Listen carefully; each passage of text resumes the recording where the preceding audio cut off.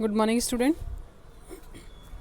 आज से हम इस वीडियो में 9th class Hindi medium SST के चैप्टर्स करेंगे।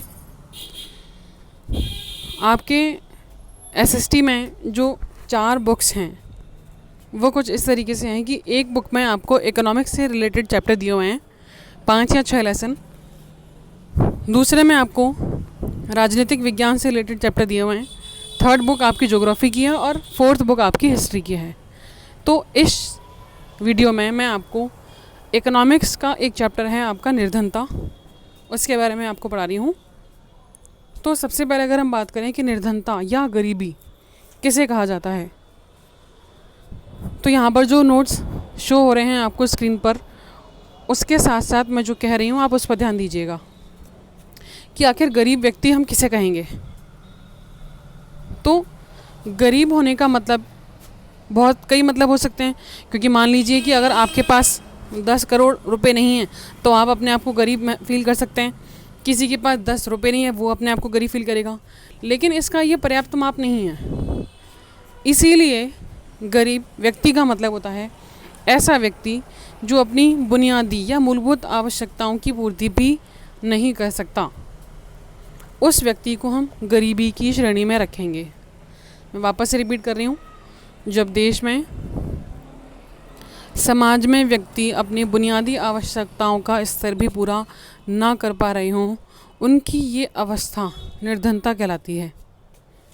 अब सवाल ये है कि ये बुनियादी आवश्यकताएं या मूलभूत आवश्यकताएं या ये कह लो कि न्यूनतम आवश्यकताएं क्या होती हैं कि जिनके बिना हम जीवित नहीं रह सकते। तो न्यूनतम आवश्यकताएं 3 होती हैं, भोजन, कपड़ा और तीसरा स्वास्थ्य। ज़्यादातर स्टूडेंट क्या करते हैं, रोटी, कपड़ा और मकान बोलते हैं, जबकि ये तीनों चीज़ें नहीं आती। भोजन, वस्त्र और तीसरा होता है बुनियादी स्वास्थ्य सुविधा। यदि 3 आवश्यकताओं की पूर्ति भी व्यक्ति बहुत मुश्किल से कर पा रहा है या बिल्कुल नहीं कर पा रहा, तो ही उस व्यक्ति को गरीबी की श्रेणी में रखा जाएगा।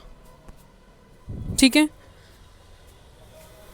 अब हम बात करते हैं कि क्या गरीबी के भी प्रकार होते हैं, क्योंकि जैसा कि मैंने कहा कि किसी व्यक्ति को अगर 10 करोड़ रुपए नहीं मिल रहे या वो नहीं इकट्ठे कर पा रहा तो वो भी अपने आप को गरीब फील करेगा, और किसी के पास 10 रुपए नहीं है तो वो भी गरीब है।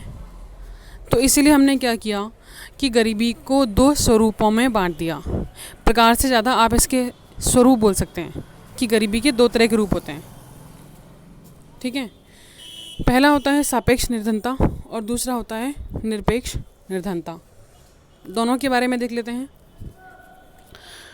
पहली होती है सापेक्ष निर्धनता। ऐसी गरीबी जो आय की असमानता के कारण उत्पन्न होती है उसे कहा जाता है सापेक्ष निर्धनता। इसमें लिखा हुआ है कि इसका अभिप्राय अन्य व्यक्तियों, क्षेत्रों या राष्ट्रों की तुलना में लोगों की गरीबी से होता है।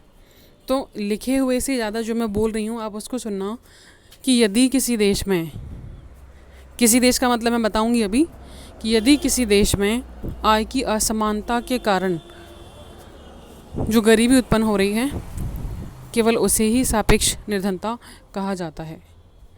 तो इस परिभाषा का मतलब समझिए। आय की असमानता क्या होती है, मान लीजिए कि एक कंपनी में, बहुत बड़ी कंपनी में एक महिला और एक पुरुष काम कर रहे हैं। दोनों की क्वालिफ़िकेशन यानी कि योग्यता, पढ़ाई लिखाई सेम है, दोनों बराबर काम करते हैं और काम के उतने ही घंटे काम करते हैं जितना कंपनी ने उन्हें कहा है, लेकिन उसमें पुरुष को सैलरी अधिक दी जाती है महिला की तुलना में। तो यहाँ पर क्या हो रहा है, लैंगिक असमानता हो रही है, आय की असमानता की जा रही है महिला और पुरुष के आधार पर। तो अब जिसे कम सैलरी दी जा रही है उसके लिए वो निर्धनता की स्थिति उत्पन्न करने वाली हो सकती है। तो मैंने आपको एग्जांपल दिया ये कंपनी का। कंपनियां या ये कह लो उद्योग धंधे किस देश में ज़्यादा होते हैं, विकसित राष्ट्र में इनकी अधिकता ज़्यादा होती है। इसलिए जब मैंने आपसे कहा था कि जब किसी राष्ट्र में, तो किसी राष्ट्र से मेरा मतलब था विकसित राष्ट्र, यानी कि विकसित राष्ट्रों में ये सापेक्ष निर्धनता पाई जाती है, क्योंकि विकसित राष्ट्र होते हैं उद्योग प्रधान और उद्योगों में आय की असमानता सर्वाधिक देखने को मिलती है। ठीक है, तो जब मैं आपको सापेक्ष और निरपेक्ष निर्धनता करवा रही हूँ, आप इसे 3 पॉइंट्स में क्लियर करेंगे। पहला, सापेक्ष निर्धनता क्या थी, मैंने आपको बताया कि आय की असमानता के कारण जो निर्धनता उत्पन्न हुई। सापेक्ष निर्धनता के ही पॉइंट में अगला पॉइंट होगा कि यह विकसित राष्ट्रों में पाई जाती है। ठीक है। अगर हम बात करें निरपेक्ष निर्धनता की, ये क्या होती है, चलिए देखिए। निरपेक्ष निर्धनता भारत जैसे विकासशील राष्ट्रों में पाई जाती है। जैसे कि मैंने आपसे कहा था कि सापेक्ष निर्धनता विकसित राष्ट्रों में पाई जाती है, जैसे अमेरिका हुआ, जापान हुआ। ठीक उसी प्रकार निरपेक्ष निर्धनता विकासशील राष्ट्रों में पाई जाती है, जैसे कि भारत। अब ये होती क्या है, तो सुनिए।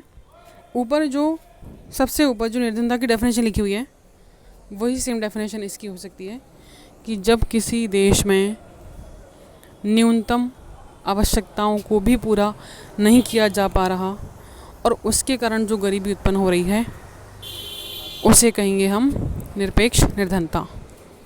यानी कि गरीबी की वो अवस्था जिसमें मूलभूत आवश्यकताओं को भी पूरा नहीं किया जा रहा, उसे कहा जाता है निरपेक्ष निर्धनता। पहले पॉइंट में क्या हो गया, इसकी डेफिनेशन हो गई। और दूसरे पॉइंट में आप क्या बता सकते हैं कि निरपेक्ष निर्धनता भारत जैसे विकासशील राष्ट्रों में पाई जाती है। आपके एग्ज़ाम में क्या होता है कि कई बार सापेक्ष और निरपेक्ष निर्धनता के बीच अंतर पूछ लिया जाता है। तो यहाँ पर मैंने आपको 2 अंतर बताए हैं। पहला अंतर दोनों की डेफिनेशन बता सकते हैं आप, और दूसरा अंतर आप कि कौन सी गरीबी कहाँ पाई जाती है। सापेक्ष तो विकसित राष्ट्रों में पाई जाती है और निरपेक्ष विकासशील राष्ट्रों में पाई जाती है। अब अगर आपको तीसरा अंतर भी करना है, तो तीसरे अंतर के लिए हमने एग्जाम्पल छोड़ रखा है।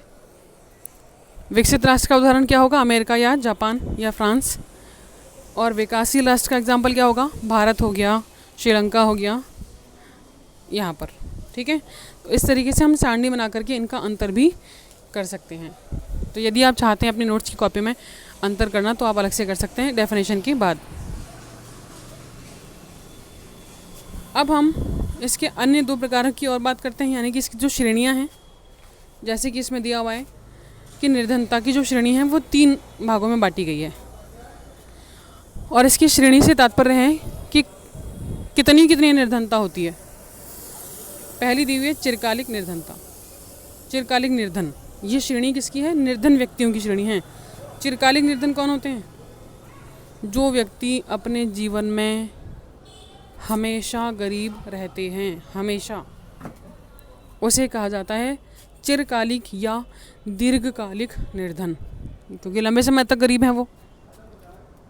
अब लंबे समय तक गरीब क्यों हैं, क्योंकि उन्हें ना तो अपने पूरे जीवन में शिक्षा मिली, इस कारण से उन्हें रोज़गार नहीं मिल पाया। रोज़गार के अलावा उन्हें और अन्य काम भी नहीं आता, इसलिए वो एक छोटी सी नौकरी के आधार पर ही अपना पूरा जीवन व्यतीत करते हैं और कभी भी वो अमीर नहीं बन पाते। इसीलिए उन्हें चिरकालिक निर्धन कहा जाता है। अगर हम दूसरा बात करें अल्पकालिक निर्धन, तो इसके नाम से ही हमको पता चल रहा है कि ऐसे व्यक्ति जो कभी तो गरीबी रेखा से नीचे होते हैं, कभी ऊपर होते हैं। मतलब कि कभी जब उनके पास पैसा नहीं है तो वो गरीब हैं, जब नौकरी लग गई, पैसा आ गया, तो वो गरीबी से ऊपर उठ चुके हैं।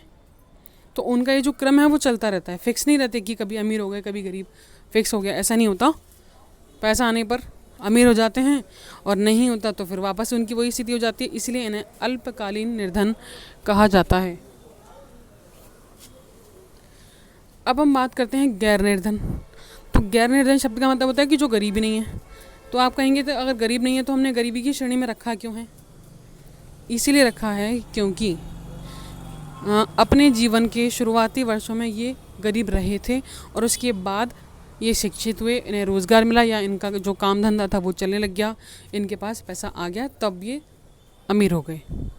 ठीक है, इसीलिए इन्हें गैर निर्धन कहा जाता है, यानी कि ये कभी निर्धन नहीं होते। इनकी जो आर्थिक सुरक्षा है जीवन की वो सुनिश्चित हो जाती है।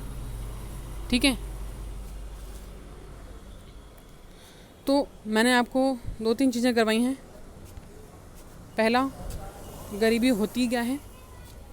दूसरा, गरीबी के प्रकार सापेक्ष और निरपेक्ष।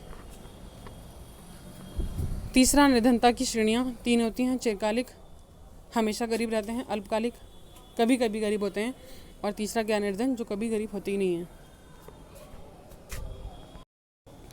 अब इसके आगे जो निर्धनता रेखा का निर्धारण है उसके बारे में मैं आपको अगले वीडियो में बताऊंगी, क्योंकि निर्धनता रेखा अपने आप में एक बड़ा सा टॉपिक है। ठीक है, तब तक आप इन पॉइंट्स को रिवाइज करेंगे, तभी आपको आगे के वीडियो समझ में आएंगे। Thank you.